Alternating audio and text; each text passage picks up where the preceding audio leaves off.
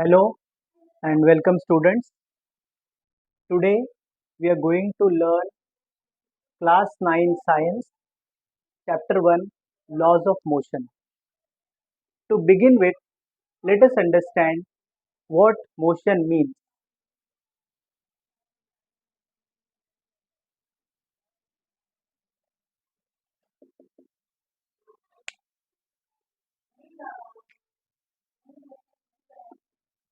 An object is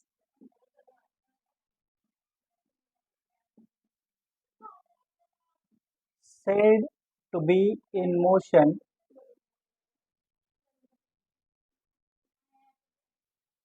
if its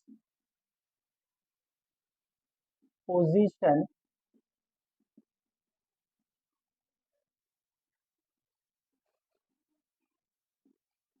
changes with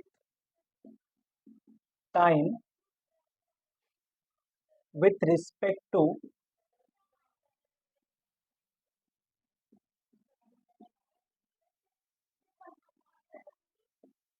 other objects or an observer.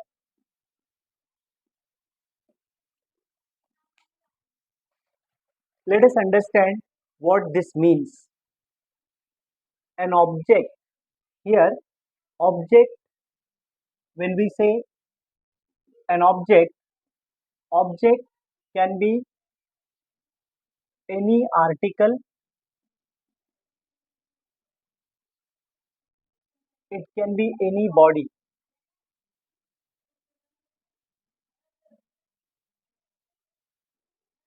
For example,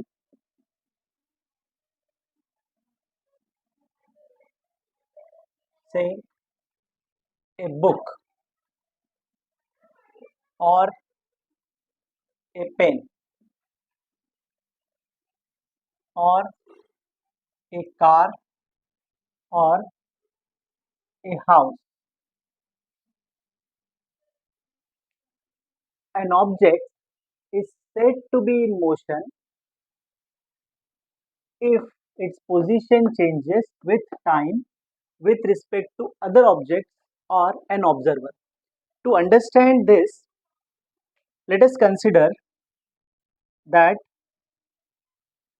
he is an observer and there is an object here. He is an observer and there is an object here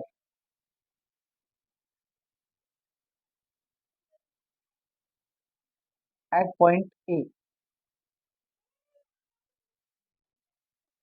After time t,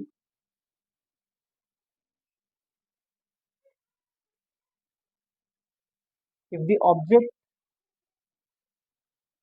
is found at point B, then we can say that the object has performed motion. Let us take another example. Say this is a there is a book over here and there is a pen over here and they are both on the same table. Now, with respect to the book or with respect to the pen, the other is not in motion. So, here there is no motion at all. Examples of motion can be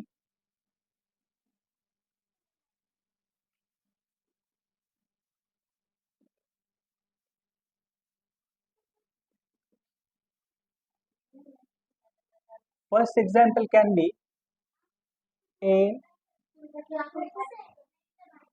flying bird. There can be one more example that is of a moving car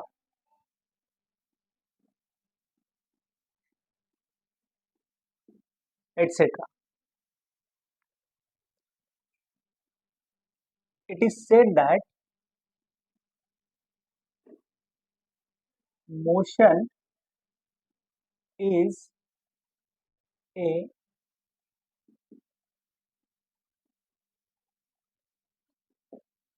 relative concept.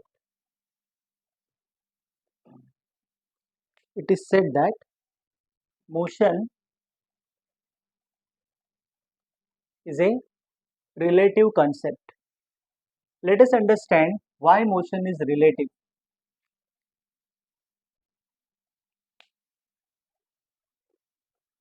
Sometimes we take a ride on merry-go-round.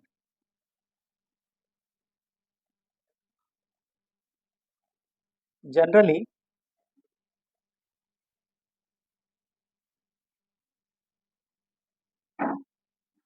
a merry-go-round is like this, and here there are seats for the children, and the merry-go-round is rotated like this. Now, if we observe, let us say here there is person A, person B, person C, and person D over here. Whether the merry-go-round is rotating or it is not, the positions of persons A, B, C, and D, they are fixed positions, and always in this case B and D, they are opposite to each other, and A and C, they are opposite to each other, and even if when it is rotating, the positions of A, B, C, D remain the same with respect to the others. But for an outsider or for a person who is observing this, the positions of A, B, C, and D, they are constantly changing. It means for this observer, A, B, C, D all are in motion, but for A, B, C, D, none of them is in motion, as well as for everyone, the position of the observer is constantly changing with time. Therefore, for A, B, C, D, the observer is in motion. Therefore, motion can be perceived, motion can be perceived based on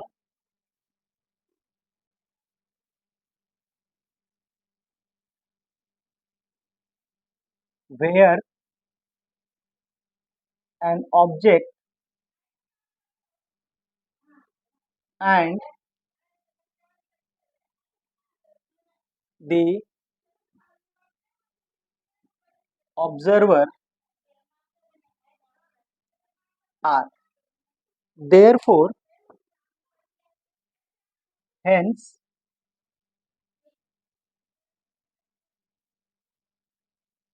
motion is a relative concept.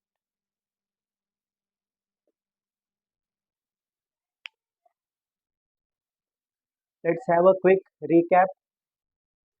Motion, an object is said to be in motion if its position changes with respect with time with respect to other objects or an observer. When we say an object, object can be any article or any body. Some examples of objects are book, pen, car, house, etc. Here there is an observer. The object moves from point A to point B in some time. Therefore, the object has performed motion in this case. But if we take another example of a book and a pen which are kept on a table, none of them is moving with respect to the other. So in this case, there is no motion.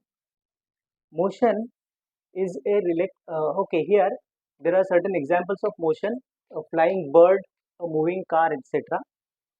Motion is a relative concept. What does this mean? To understand this, we have taken the example of merry-go-round. Whether the merry-go-round is rotating or not, the relative positions of A, B, C, D with respect to others are fixed. Therefore, for any one of them, the rest three are not in motion. But for an outside observer,